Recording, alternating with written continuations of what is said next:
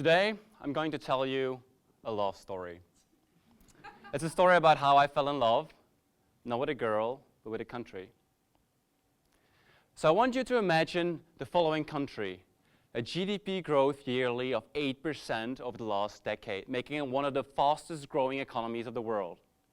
At the same time, it's the country which has the second highest population density of the countries on its continent, and it's not Singapore.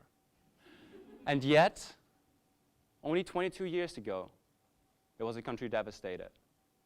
Devastated by this world's most intense genocide ever. 1994. In Rwanda, in the period of only 100 days, 1 million people were killed. All over the country, people took up machetes, knives, guns to kill their neighbors, sometimes even their own family members. The reason? An explosive mix of ethnic hatred and economic instability. The result? A country deserted, in ruins, at the bottom of humanity and economic development. Every year since, in Rwanda, they commemorate the genocide at what they call the Kwibuka, which in Rwandan language means remember. I've lived in Rwanda for several years, and I'm curious, what do you think about when you hear the name of Rwanda? When I told my family and my friends that I was going to move to Rwanda, they told me, you're crazy. They all remembered in their head, they had the famous scenes from the movie Hotel Rwanda, and they even told me, like, please don't go in hotel. but I've been to the hotel, I've been to the pool, I've been to the amazing Sunday buffet, and the reason is that the story I want to tell you today is not about this Rwanda. The story I want to tell you today is about the transformed Rwanda I lived in, a country that inspired me, a country that awed me from the first moment I drove out of the airport on this road. A road, look at the palm trees like planted next to the street. Look at the reflectors along the sidewalks. And look at the street lights which are painted in the color of the national flag. I remember my disbelief. And I remember that I was totally shocked by this culture. This was not what I expected. I see you thinking, Singapore again? No, this is actually Kigali City Master Plan. Rwanda's plan to turn Kigali into the local hub for business conferences and medical services. As you can see on this picture, construction has already started. The first towers have been finished the last couple of years, and other towers are currently under construction. Another article, especially in this world today, which is obsessed with technology, Rwanda is currently building the world's first civil drone airport. That's right, the first civil drone airport is being built in Rwanda, a tiny country in East Africa. They're using the drones to transport medical supplies to over 20 medical centers all over the region, bypassing bad roads and a mountainous country. One last piece of article actually I want to give to you is about an article I picked up last week from Bloomberg.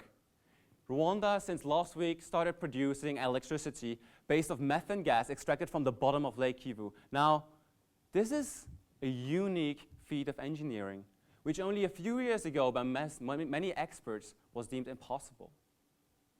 So how can it be that so many people, when you think about Rwanda, remember the horrors, but not the hope? And how can it be that a tiny landlocked country with almost no natural resources is able to pull off an economic miracle like this? So I think by now you know that I'm passionate about the country. I've lived there for a while. I told you this is a love story, and in every love story there's some jealousy as well. So I have to tell you, my girlfriend, she gets upset when I talk again about Rwanda. I hope she's still looking through the VC and didn't put me on mute. But so I've lived in Rwanda for several years, and I think it's a beautiful country. And I hope that when you look at this picture that you can agree with me. And yet, when I was living in Rwanda, I was also disappointed. Disappointed that the second part of their story is something which so often remains untold in our Western world. The question I want to answer with you is, how did this small, tiny landlocked country pull off this economic miracle? And I will argue that there's 3 key reasons based on my own experience. Number 1, the relentless ambitions of their politicians. Number 2, their amazing capability to organize themselves. And 3, the amazing and impressive ability and capacity for hope of their people. So let's start with ambition. Does anyone know what Rwanda is informally called? I guess you actually should have known by now. It's actually the Singapore of East Africa. They like to call themselves the Singapore of East Africa, and maybe surprisingly, it's a name that's stuck. Rwandan politicians have been to Singapore, and they realized that if they wanted to develop their own country with no natural resources, they would need to invest in services and technology, which is what they did. They came up with what they call Vision 2020, which aims to turn Rwanda, by the end of the decade, into the regional hub of medical, tourism, IT, banking, and business conferences, and turn Rwanda, by the end of the decade, into a middle-income country. And results are there already. Last week, Rwanda hosted the African Economic Forum and was deemed one of the only countries logistically who had been able to pull it off. In addition, many technologies, as I mentioned, the methane gas extraction, the drone airports, they all find fertile ground in Rwanda already today. Medical tourism is booming, and the services sector already achieves 65% of GDP today and is growing very fast. The second point, organization, or more specifically, efficiency and transparency. Transparency International today ranks Rwanda 44th in their global corruption index, which is higher than countries like Greece and Italy, and at the same level as countries like South Korea. At the same time, the World Bank, they ranked Rwanda 46th for ease of doing business, which is, to my own regret, the same level of Belgium. And to give you an example, in Rwanda, if the entrepreneurs in the audience want to start a business in Rwanda, in 24 hours and only 2 forms, you can have a business. In France, it's 6 days. In Germany, it's 11 days. And again, the fact that Rwanda, after being devastated 20 years ago by the civil war, managed to start from scratch but build this new society has paid off. Foreign direct investment has increased by 100 times over the last 20 years and still tripled over the last 3 years. This is an amazing feat for any country, but specifically for a country that was in a situation like Rwanda 20 years ago. Finally, but maybe most importantly, the people. So let me take a step back here. I've traveled to many countries, dozens of countries in my life, and I've been most impressed by the entrepreneurial spirit of the people in Rwanda. You have to imagine yourself, 1994, after the genocide, the country abolished ethnicities. There was no Hutu anymore, no Tutsi, everyone was Rwandan. But in every single village, your neighbors could still be the people that killed your friends and killed your family members only 20 years ago, and you know it. So how does that work? So I asked, when I was a couple of months in Rwanda, a small anecdote, I met a sociologist. She was not from INSEAD, she was from Harvard, but that's still fine. And I asked her actually the question, she was doing research about the link between economic development and ethnic tensions. And I asked her the question, do you think there's like a kind of a bubble? Do you think tensions are just like bubbling up and at some point will explode, destroying the progress that the country has made so far? But she told me, what people see is, they see roads being built to their villages, giving them access to markets. They see factories being built around their villages, increases the value of their harvests. People see their children going for free education, afterwards moving to a city, getting better jobs, and they see mobile communication coming in, giving them access to small but simple and crucial things like weather forecasts. People today, they see there's so many opportunities for development, and the only thing they want is they want to grasp them. They want to take their own lives in their own hands and build a better future for themselves and for their children. And that's the key message that I got out of her explanation. And that's the key message that I got of my experiences when I interacted with people in Rwanda. I want to wrap up with a small example from my own experience. I worked in hydropower in Rwanda, and as a point of comparison, obviously you know that energy is crucial to the development of every country. To give you a point of comparison, Belgium today has a similar surface, similar size, population size as Rwanda, and has 15,000 megawatts of installed electricity capacity. Rwanda today, 115. But the politicians, they know this. So they decided to set a very ambitious target in the Vision 2020 to reach 600 megawatts by 2020.